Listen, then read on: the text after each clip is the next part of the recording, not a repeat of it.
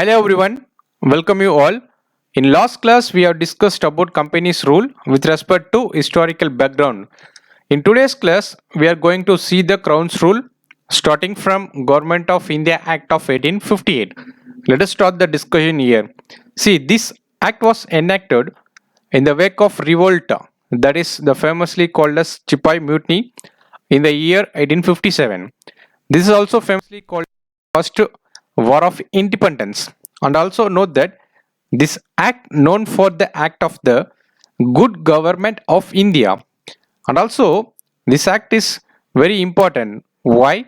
Since this act abolishes the East Indian Company and also transfers the power to the government, that is territories and revenues to the British crown. And also this act has lot of features. Let us discuss one by one. See, this act made the Governor General of India to that of Viceroy of India. With that, the Viceroy was the direct representative of the British crown in India. And also note that the Lord Canning that became the first Viceroy of India. And also note that this act is very famous for ending the system of double government, which means by abolishing the board of control and directors, which means it has created a new body that is called as Secretary of State, was the member of the British cabinet and was the responsible ultimately to the British Parliament. So this is very important. So kindly remember, it created a new office that is called as Secretary of the State for India.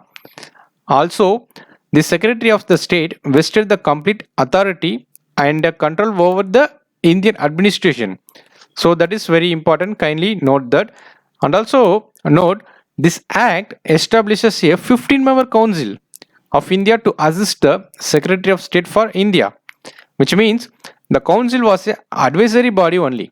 And also note that the Secretary of the State was made the chairman of this council. And also note this Secretary of Council act as the body that is the corporate that is capable of suing and being sued in India and also in England.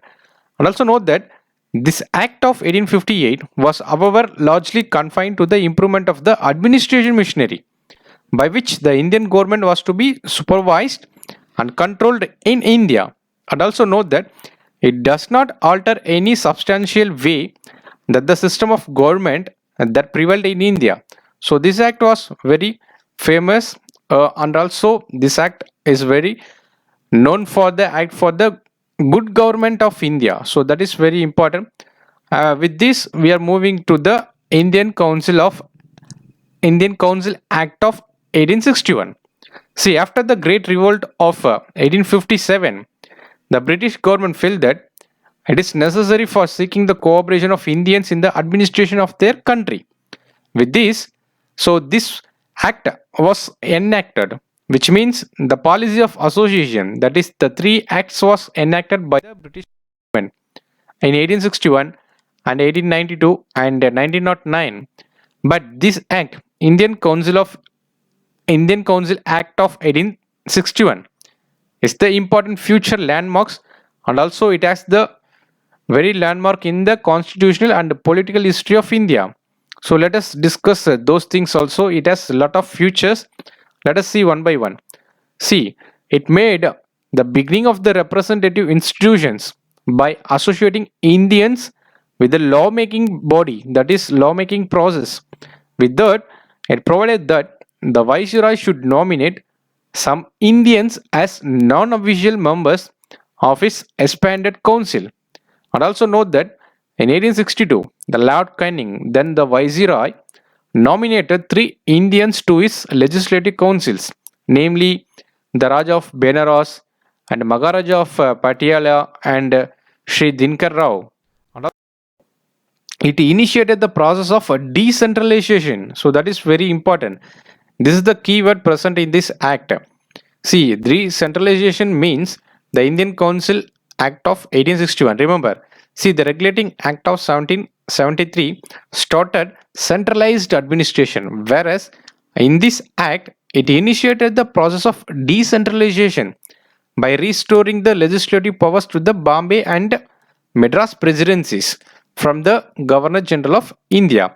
So also note that this act is very famous because it provided for the establishment of new legislative councils for Bengal and also northwestern provinces and also for the Punjab, which were established in the year 1862 and 1886 and 1897. And also note that it empowers the viceroy to make the rules and orders for the more convenient transaction of the business in the council. And also note that this act gave the recognition to the portfolio system, which was introduced by the Lord Canning in 1859. Under this, the member of the Viceroy Council was made in charge, that is the in charge of one or more departments of the government. And also, he is authorized to issue the final orders on behalf of the council on matter of his department. And also note, this act empowered the viceroy to issue ordinance without the concurrence of the legislative council during an emergency. So that is very important. Kindly remember that is also the last point is very important. So kindly remember that. That is, it empowered the viceroy to issue an ordinance, okay, without the concurrence of the legislative council during an emergency. See the recent, friends, the ordinance can be issued without the concurrence? No, since the president right now issued issue the ordinance with the concurrence of the Council of Ministers. But in those days, that is Indian Councils Act of 1861, it empowered the viceroy to issue the ordinance without the concurrence, which means it does not require the acceptance of from the Council of Ministers during an emergency situations. And also, the life of such a ordinance was the 6 months. Kindly remember that this life of this ordinance is nothing but 6 months. So kindly remember this is also. So with this, we are moving with the Indian Council Act of 1892. See, it has lot of features. Let us see one by one. See, this Indian Council Act of 1892 increased the number of additions, that is non-official members in the central and provincial legislative councils. But also note that it maintained the official majority in them. And also note, it increases the functions of legislative council and gave them the power of discussing the budget and addressing the question to the executive. Remember, here they are discussing the budget, but here they do not have the supplementary questions. So that is, they are addressing the questions to the executive, but there is no supplementary questions according with the Indian Council Act of 1892. And also note that it provided for the nomination of some non-official members to the Central Legislative Council by the Viceroy, also with the recommendations of the Provincial Legislative Councils and Bengal Chamber of Commerce. And also it has the Provincial Legislative Councils by the governors on the recommendations of the district board, municipalities, cities and trade associations and jamindars and the chambers also. And also note that this act made a limited and indirect provision for the use of election in filling up some of the non-official seats, that is both in the central and the provincial legislative councils. But however, the word election was not used in the act, in this act. So kindly remember that the word election was not used in this act. But the process was described as nomination made on the recommendations of certain bodies. Just now we have discussed about the bodies also. So this is the very important key features related to the Indian Council Act of 1892. With this, we are moving to the Indian Council Act of 1909. See, this is very important act and also very famous.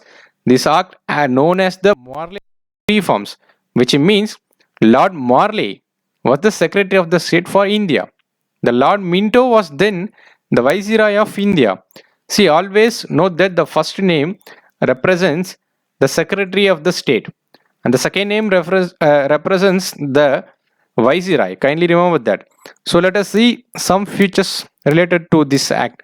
See, this considerably increases the size of legislative council, both in central and provincial. But the number of members in the central legislative council was raised to 16 to 60. And also note, the number of members in the provincial legislative council was not uniform. So kindly remember those things also. But it retained the official majority in the central legislative council.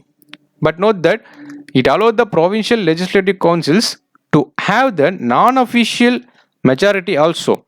And also it enlarged the deliberatory functions of the legislative council at both the levels, which means the members were allowed to ask a supplementary question, whereas in the Indian Council Act of 1892 there was no supplementary question, but here the members can ask a supplementary questions and also can move the resolutions on the budget and so on. So this is very important. And also note that it provided for the first time for the Association of Indians with the Executive Council of Viceroys and Governors, by which the Satyendra Prasad Singha became the first Indian to join the Viceroy's Executive Council. See, note that he was appointed as the law member. So kindly remember those things. See, these also introduced the system of communal representations for Muslims by accepting the concept of a separate electorate. That is important. Under this, the Muslim members were to be elected only by the Muslim voters. So thus, the act legalized communalism. And also note that Lord Minto came to be known as the father of communal electorate. So that is very important. Kindly remember, Lord Minto came to be known as the father of communal electorate. So kindly remember that. And also this act provided for the separate representation of presidencies, that is corporations, chamber of commerces, universities and jamindaris. So this is the very important features related to this act. Let us move on to the Government of India Act of 1919. See, this act is very important. Let us see why this act is very important. See, the British government declared that the first time this objective was the gradual introduction of the government of India. So that is the very important. The first time it is declaring that their objective was the gradual introduction of the responsible government in India. And also this act famously called as Montagu-Chelmsford Reform.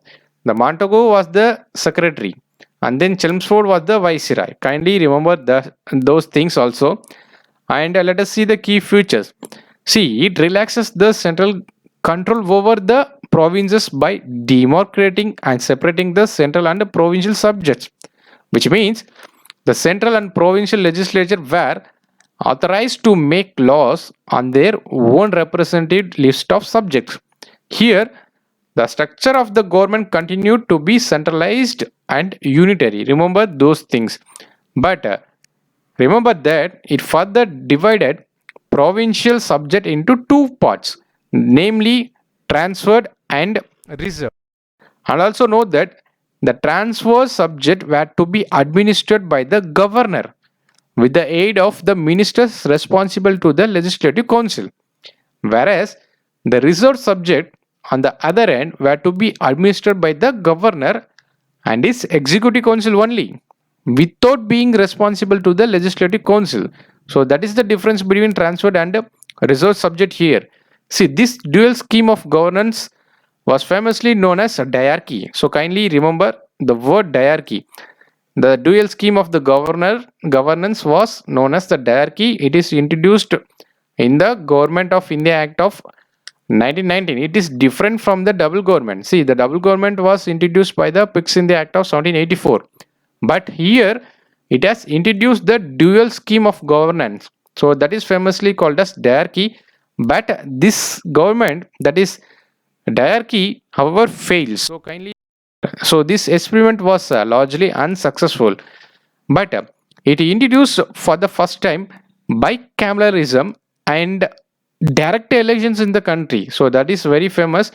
Okay, so kindly remember those things, and also note that the Indian Legislative Council was replaced by the bicameral legislature consisting of the upper house, and upper house is nothing but the Council of State.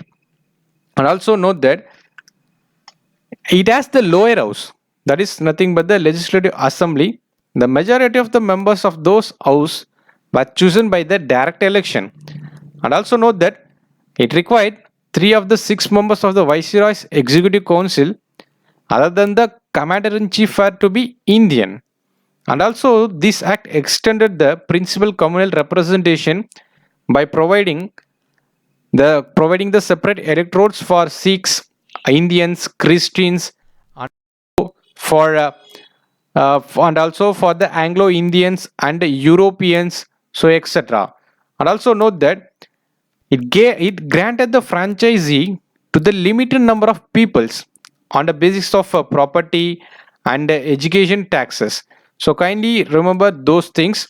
And also this act created a new body called as High Commissioner, that is new office, that is High Commissioner for India in London, and also transferred some subjects. Okay, so that is very important. Transfer the some subject to the High Commissioner, okay, for the functions, and also it has performed by the Secretary of State of India. So kindly remember this is very important. It provided for the establishment of a Public Service Commission. So at present it is called as a UPSC. In those days it is called as the Central Public Service Commission. It was set up in 1928 for recruiting civil servants. So it separated for the first time the provincial budgets from the central budget, which means it authorized the provincial legislature to enact their own budget.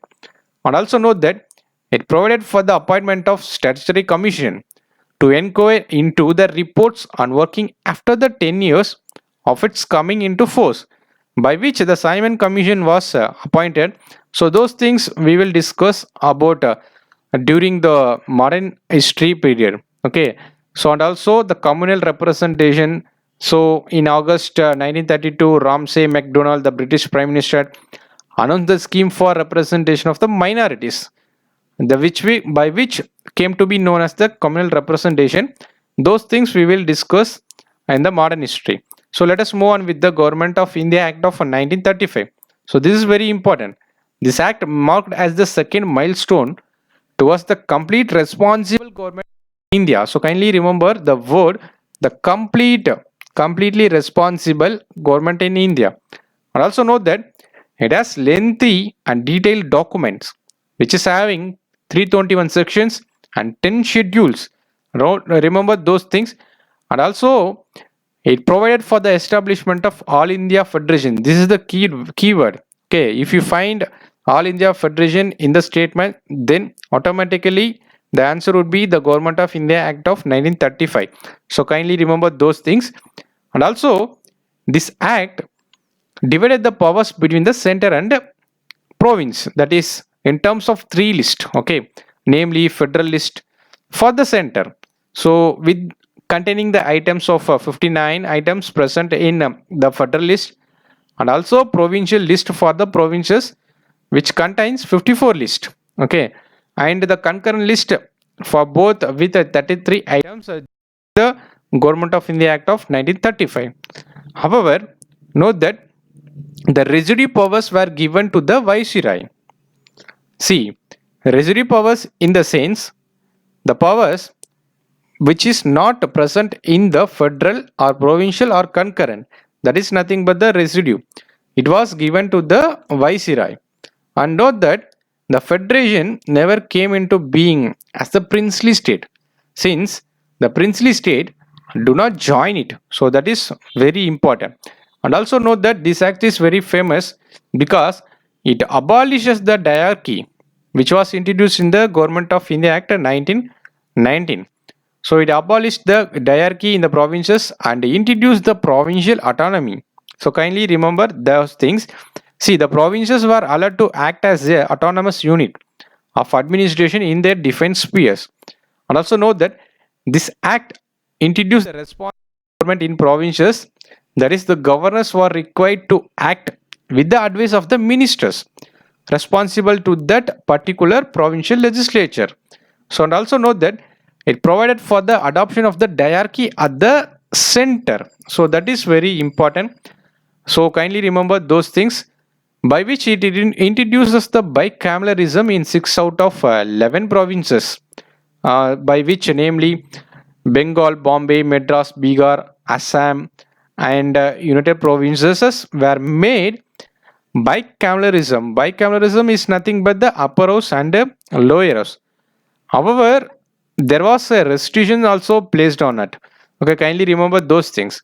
And also, this act extended the principles of communal representation by providing separate electorates for depressed classes, that is, scheduled classes, women, and labor workers. And also, this act abolishes the Council of India established by the Government of India Act of 1858. And also note that the Secretary of State for India was provided with the team of advisors. And also, it extended the franchisee, which means about 10% of the total population that is got the voting right. So kindly remember those points. It is very important. And also, this act provided for the establishment of the Reserve Bank of India to control the currency and the credit of the country. But so if you go through the Reserve Bank website, there was a different story about the Reserve Bank of India. Kindly remember those things also. And also note that it provided for the establishment of not only a Federal Public Service Commission, so that is not only the UPSC, but also State Public Service Commission, that is nothing but the Provincial Public Service Commission, and also for the Joint Public Service Commission for 2 or more provinces. So remember those points. And also, it provided for the establishment of the Federal Court, which was set up in 1937. So this was different from the Supreme Court. So kindly remember those things also. With this, we are moving with the Indian Independence Act of 1947. So that is very important. Why this act came, that is also very important. See, in 1947, the British Prime Minister Clement Attlee declared that the British rule in India would end by June 30, 1948, after which the powers would be transferred to the responsible Indian hands. So this announcement was followed by the agitation by the Muslim League, demanding partition of the country. So again, on June 3rd, 1947, the British government made it clear that any constitution framed by the Constitutional Assembly of India, which was formed in 1946, cannot apply to those parts of country which were unwilling to accept it. And note, on the same day, Lord Mountbatten, that is the Viceroy of India, put forward the partition plan known as Mountbatten Plan. This plan was accepted by the Congress and the Muslim League. And also, immediate effect was given to the plan by enacting the Indian Independence Act of 1947. So it has a lot of features. Let us see one by one. It ended the British rule in India and declared India as the independent, that is, a sovereign state. So what do you mean by sovereign? It is supreme. Okay, sovereign is nothing but the supreme. There is no authority to control the government. Sorry. And also, it provided for the partition of India and the creation of 2 independent dominions of India and Pakistan. Okay, it has the rights to sit from the British Commonwealth. And note that it abolishes the office of Viceroy and provided the dominance which was appointed by the British King on the advice of the Dominion Cabinet. And also note, it empowered the constitutional assemblies of 2 or dominions to frame and adopt any constitution for their respective nation. And also, this act allowed to repeal any act of the British Parliament, including the Independence Act itself. So kindly remember those things. And also note that it empowers the constitutional assemblies of both dominion to legislate for their respective territories. So kindly remember those things also. And also, it abolishes the office of the Secretary of the State for India, and transfer is subject to the Secretary of the State of Commonwealth Affairs. Kindly remember those also. It also proclaimed the lapse of British paramountcy over the Indian princely state and treaty relation with the tribal areas. So kindly remember, it granted the freedom to the Indian princely state either to join the India or Dominion of Pakistan or to remain independent. So this is very important. Let us see the few things. This provided for the just now we have discussed either they can take the new constitution were framed by which they has to follow the Government of India Act of 1935. The dominions were however authorized to make the modifications in this act. So just now we have discussed those things, and also it is designated the Governor General of India and the provincial governors.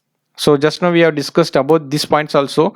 So this is also very important. So kindly remember those things, and also note that in the midnight of 1415 August 1947, the British rule came to end, and note that their powers was transferred to the two new independent dominions of India and Pakistan.